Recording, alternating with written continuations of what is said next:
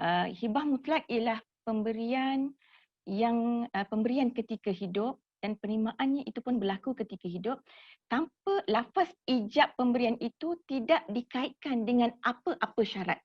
Maknanya sebagai contoh ya, ayah kata kepada anak, ayah beri rumah ini kepada kamu. Anak kata saya terima. Kemudian ayah beri kunci rumah kepada anak duduk rumah tersebut dan semua urusan rumah itu, cukai pintu, penyelenggaraan rumah semua diuruskan oleh anak. Maknanya pemberian ketika hidup, penerimaan juga ketika hidup pemberi hibah dan anak itu menerima milik rumah itu ketika hidup. Lafaz ijab pemberian itu tidak dikaitkan dengan apa-apa syarat. Itu adalah hibah mutlak ya. Tak ada syarat apa-apa. Maknanya biasanya orang yang bagi hibah mutlak ini ialah bapa-bapa ataupun ibu-ibu yang dia memang dah terlebih harta ya. Dia dah tak perlu pun kepada harta tersebut. Maknanya dia ada rumah, dua rumah, dia ada dua rumah, satu rumah dia duduk, satu rumah lagi dia kata nak bagi ke anak dia.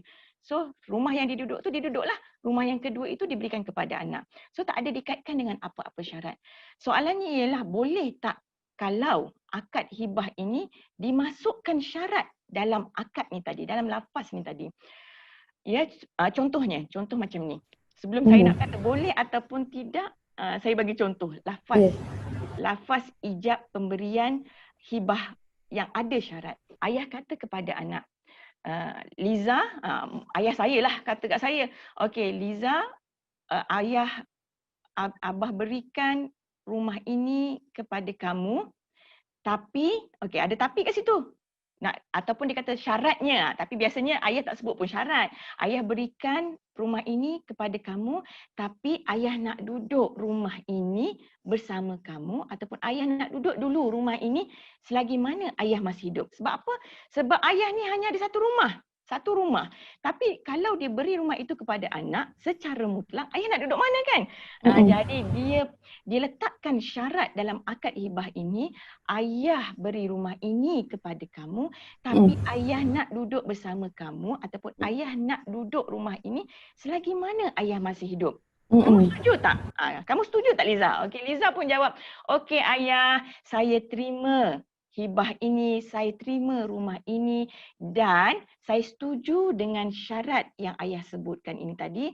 Saya izinkan ayah duduk rumah ini bersama saya ataupun ayah duduklah rumah ini selagi mana ayah masih hidup.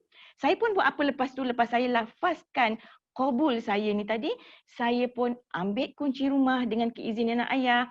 Saya menguasai rumah tersebut, saya bayar cukai pintu, saya pegang geran rumah ataupun apa-apa bentuk ataupun bukti yang menunjukkan bahawa penguasaan ke atas rumah itu telah berlaku. Tetapi dalam masa yang sama, ayah duduk rumah tersebut. Maknanya ayah beri tapi ayah duduk rumah tersebut. Dia duduk rumah tersebut dengan izin anak ni tadi. Anak mengizinkan ayah mengambil manfaat ataupun menggunakan manfaat ke atas harta yang dihibahkan. Itu contoh lafaz ijab pemberian ataupun lafaz ijab hibah dengan syarat. Dengan syarat. Apa syaratnya?